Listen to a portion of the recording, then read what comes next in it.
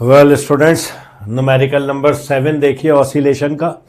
इसमें आपसे कह रहा है कि एक सिंपल पेंडुलम जिसकी लेंथ 75 सेंटीमीटर है, जो मैस उसमें हैंग हुआ है बॉब की जगह वो 2.5 किलोग्राम है। टोटल मैकेनिकल एनर्जी दी हुई है बेटा आपको उसकी 0.015 जूल है। और आपसे कह रहा है कि इसका एम्पलीट्यूड मालूम करें, जिसे आप ए से भी जाहिर करते हैं और एक्स नॉट से भी जाहिर करते हैं। तो चलो बेटे शुरू करते हैं। अच्छा, इसका फॉर्मूला तुम लोगों ने ड्राइव किया था, है ना? Total mechanical energy, kinetic energy maximum, potential energy maximum. तो याद होगा यकीनन फॉर्मूला क्या था? E is equal to half K X naught square. ये हमारे पास फॉर्मूला था। तो इससे अगर हमें मालूम करना है एम्पलीट्यूड, तो हमें टोटल मैकेनिकल एनर्जी मालूम होनी चाहिए, वो तो हमें पता है सर।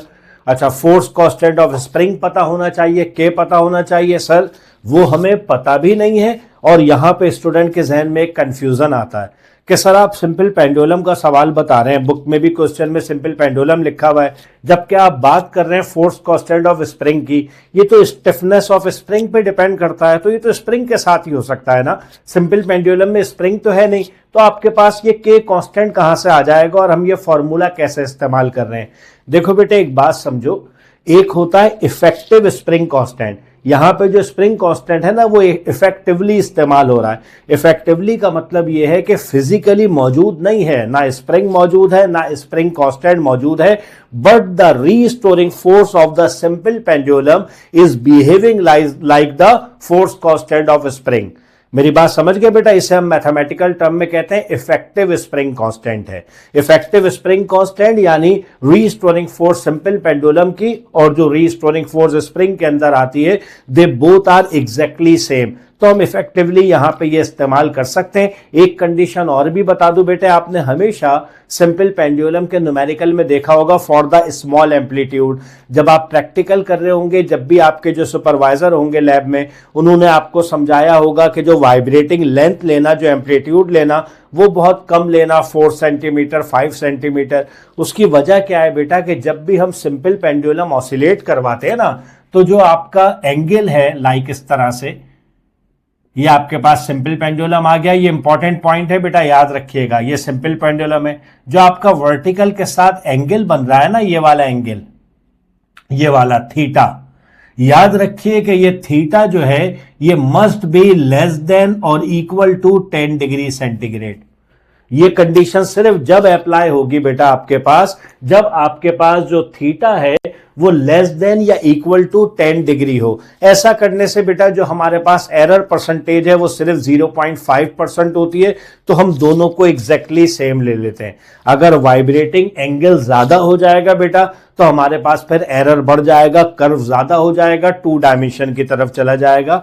इसीलिए जब भी बेटे सिंपल पेंडुलम का सवाल आता है तो हमेशा स्मॉल ऑसिलेशन के लिए आता है। खैर, E is equal to half K X naught square. अब सवाल ये है सर कि हम एक्स नॉट तो मालूम कर लेंगे, एक्स नॉट का फॉर्मूला क्या बनाओगे जरा बताओ? X naught is equal to 2 यहां के मल्टीप्लाई हो जाएगा, के आके डिवाइड हो जाएगा, और एक्स नॉट स्क्वायर है तो एक्स नॉट के फॉर्मूले के लिए रूट आ जाएगा। रूट आ गया सर, ये हो गया 2E अपाउन के। ये लीजिए सर, फॉर्मूला तो मुझे बनाना आता है, मैंने आसानी से बना लिया, ये एक्स नॉट का फॉर्मूला आ गया।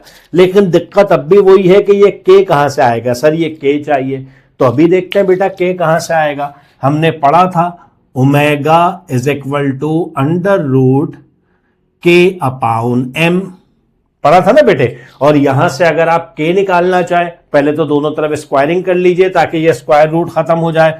तो के का देखो फॉर्मूला कुछ इस तरह से बन जाएगा, K is equal to omega square M. समझ गया ना बेटा? पहले मैंने दोनों तरफ स्क्वायरिंग की, तो omega square is equal to K upon M हो गया, ये रूट खत्म हो गया, फिर के का फॉर्मूला आ गया। ये लो यहां से मालूम कर लो। सर यहां से भी नहीं कर सकते, यहां से कैलकुलेट करने के लिए मैथ्स तो है हमारे पास, लेकिन ओमेगा नहीं है। अब हमें ओमेगा चाहिए। अच्छा चलो, फिर इसे भी फ्रीज किया था हमने इक्वेशन 1 कह के, इसे भी फ्रीज कर देते हैं फिलहाल इक्वेशन 2 कह के। कोई रास्ता मिल नहीं रहा, इसीलिए ये सवाल बेटा मैंने आपसे कहा पेपर में भी आता है। अब ओमेगा कहां से लाए? सर एक रिलेशन और याद है, omega is equal to 2 pi upon T, ये भी याद है सर। हाँ ये भी याद है, लेकिन इसमें फिर आप अटक गए क्योंकि इसमें आपके पास 2 पाई तो कांस्टेंट है, लेकिन डिनोमिनेटर में जो टाइम पीरियड है ऑसिलेशन का वो मौजूद नहीं है, तो इसे भी फिलहाल फ्रीज कर दीजिए। अब ये 3 आपके पास मैथमेटिकल रिलेशन हो गए। अब बारी बारी सबका जो है ना वो हम सॉल्यूशन निकालते हैं। पहले आ जाइए सिंपल पेंडुलम है ना, टाइम पीरियड पे आ जाइए। टाइम पीरियड का फॉर्मूला आप सब लोग जानते हैं बेटा, 2 pi under root L upon G. Length आपको सेंटीमीटर में गिवन है, आप जानते हैं यूनिट कंसिस्टेंसी के तहत हमें इसे मीटर में लेना होगा। ग्रेविटेशनल एक्सेलरेशन भी आप मीटर में लेंगे ना बेटा, 9.81 मीटर पर सेकेंड स्क्वायर, तो इसे भी मीटर में कन्वर्ट कीजिए, 100 से डिवाइड कर दीजिए, 0.75 मीटर आ गया। जी की वैल्यू वैसे तो सब जानते हैं, फिर भी मैं एहतियातन लिख देता हूं, 9.81 मीटर पर सेकेंड स्क्वायर। चलिए जी अब इन सबको कैलकुलेट कीजिए बेटा। T is equal to 2 multiply by 3.142, ठीक है जी, अंडर रूट लेंथ कितनी है 0.75 रखना मीटर वाली, डिवाइडेड बाय जी कितना 9.81। इन सबको बेटा कैलकुलेट आप कर लोगे तो आपके पास हाँ यही दिया हुआ था 1.74 सेकेंड।